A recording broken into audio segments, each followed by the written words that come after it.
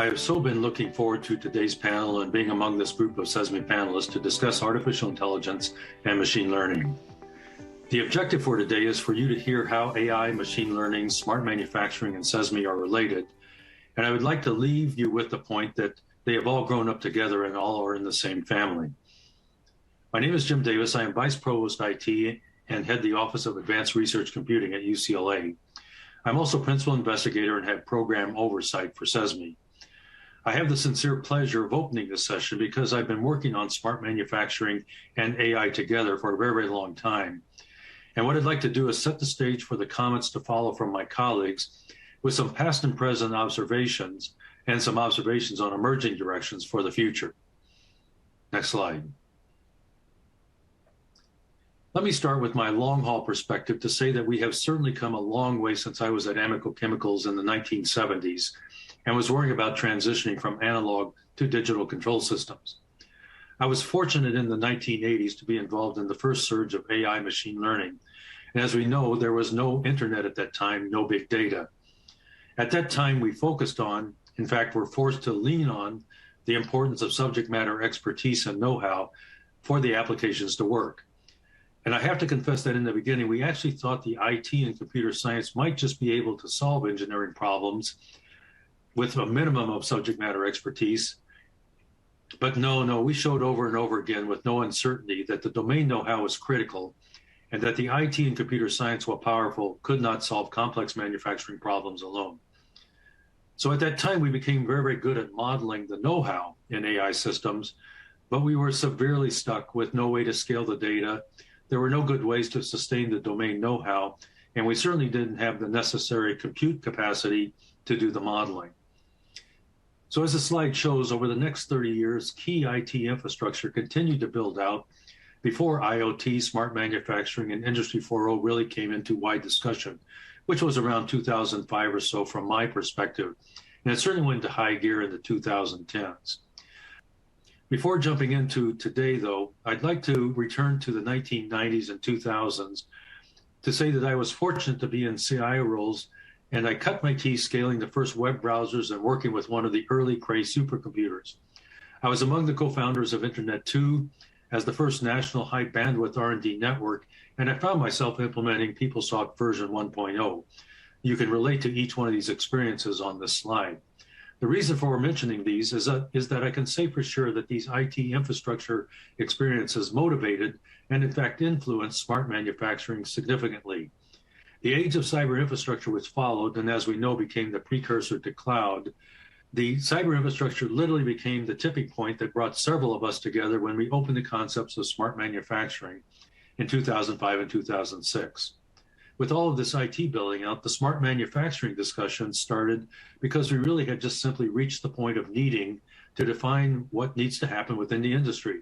This meant defining the operational practice, and it certainly meant defining the IT-OT integration as it has come to be called. We obviously were not the only ones working on this. Industry 4.0, after being rebranded from Smart Factory, also started about the same time, actually about a year prior. We drew upon Smart Health, which had already started, and Smart Cities and Smart Transportation paralleled smart manufacturing in the national discussions. So if I fast forward to the 2020s, as shown on this slide, we have now come full circle with the resurgence of AI and smart manufacturing together. We have known since the 1980s that the full value depends on all of these IT infrastructure capabilities, but we've also known since the 1980s about the need for data-savvy people and their ability to deal with the right data, the domain know-how, and the use of models to make decisions and take action for these AI applications to work. So I'm sure it comes as no surprise to hear that CESMII was founded to bring these elements into adoption and practice. Next slide. My observations on the present have to do with a working perspective of AI. When we think about the monetization of applications and manufacturing operations, the kind of AI we want to focus on is that kind that can recognize, predict, make decisions or recommendations, and produce action, either human or machine. From an objective standpoint, we want to optimize situations. Within CESMII, we call it productivity. Optimize conditions, call it performance. Optimize properties, call it precision. And obviously, we want all three together for unit operations. And when we apply productivity, performance, and precision across assets, plant operations, between manufacturers, and across supply chains, we also want to optimize interoperability. So let's talk about AI today in terms of this more narrow definition of AI. In our 2020 era of IoT and big data, we now have this huge IT capability. But one of the things we're seeing is a tendency to revert back to where we started in the 1980s, thinking the IT can carry the day. AI is too often talked about as a thing today. You buy the software, provide the data, and you're good to go. This was not the case in the 1980s, and this is certainly not the case today. We are seeing too many applications today that are constructed without the needed analysis of the data or the careful consideration of the four functions. These systems may look like they work, but in the end, they don't. Consider a preventive maintenance application, for example, a cutting machine or a forging press or a furnace operation. An AI application needs data to recognize the state of the operation. It needs other kind of data or a simulation or both to predict the condition. It needs another kind of data and a model to decide what to do. And it needs additional data to interface with human or a machine in order to take action. A particular problem comes when implementing AI machine learning systems that lump these functions together, recognize, prediction, and decision-making, when they're lumped together into one big model. Doing this more often than not produces a black box mixture of data, interpretations, models, and functions.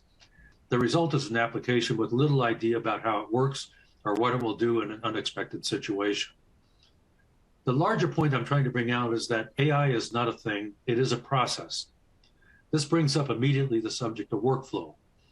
We have no problem in using workflow in physical manufacturing operations. However, it is not often talked about for AI operations.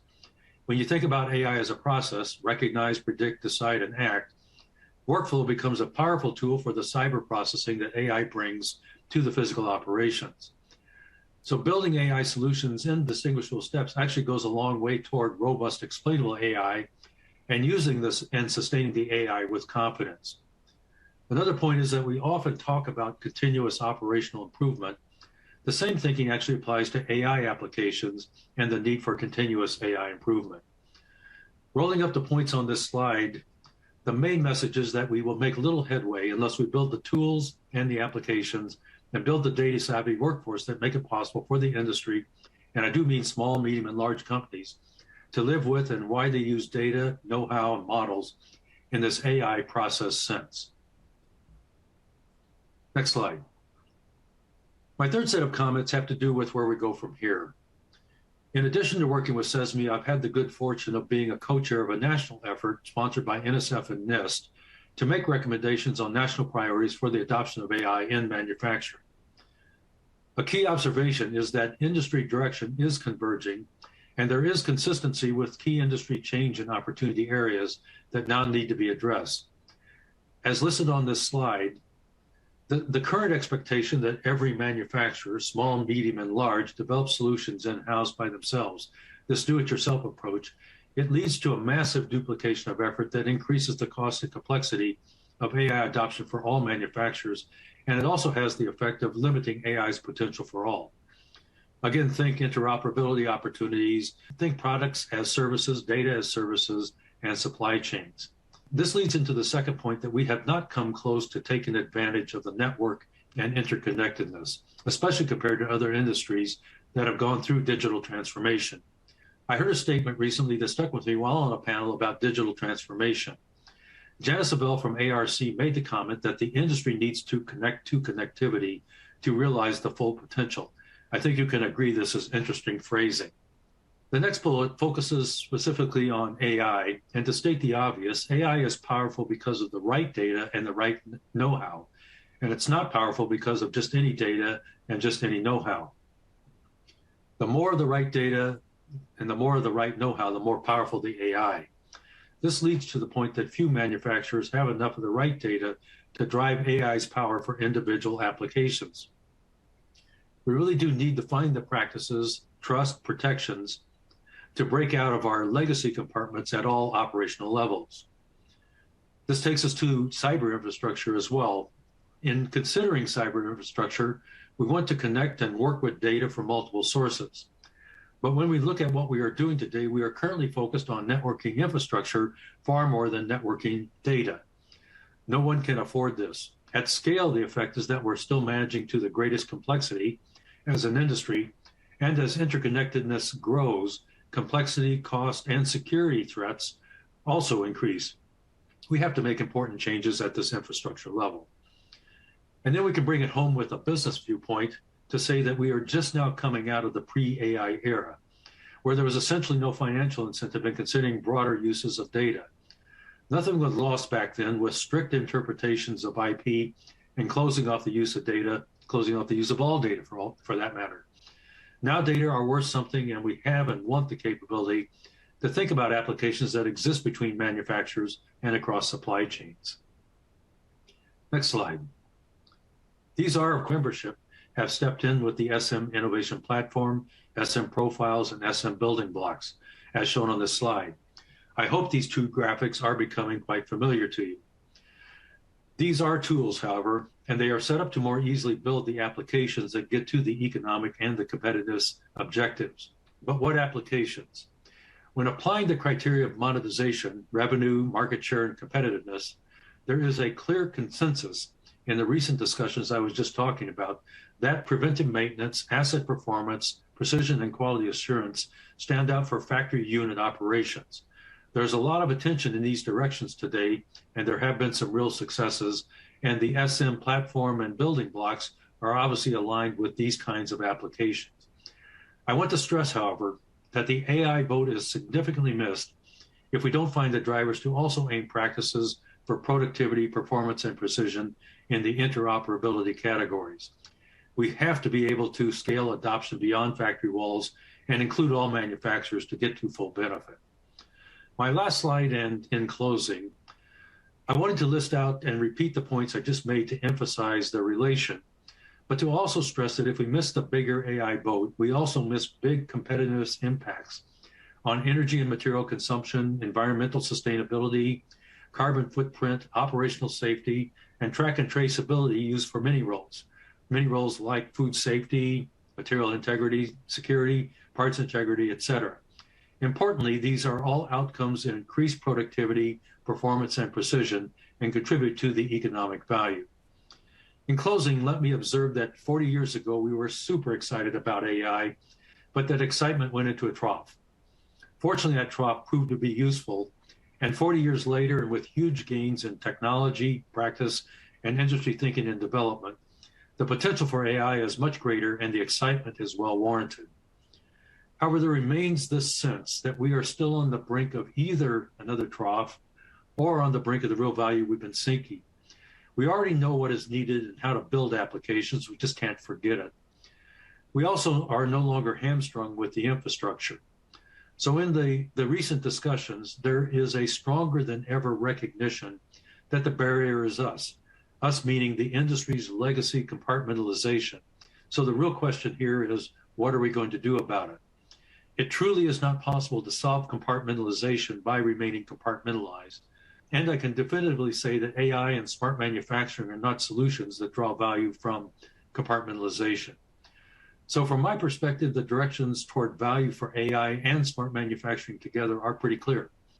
The basic ingredients are there, but the tools, the industry, the practice, and new business and monetization models that enable use and scale up now need to catch up. There is a great deal of room to be optimistic, but we need to make these happen. It will be a journey. Let me close by saying that I hope my remarks leave you with a clear sense of how CESMII and AI do in fact belong in the same family, and that they are aimed for industry success. You will now hear from several leading software companies with their perspectives on AI and manufacturing, and I'd like to again thank you for your attention.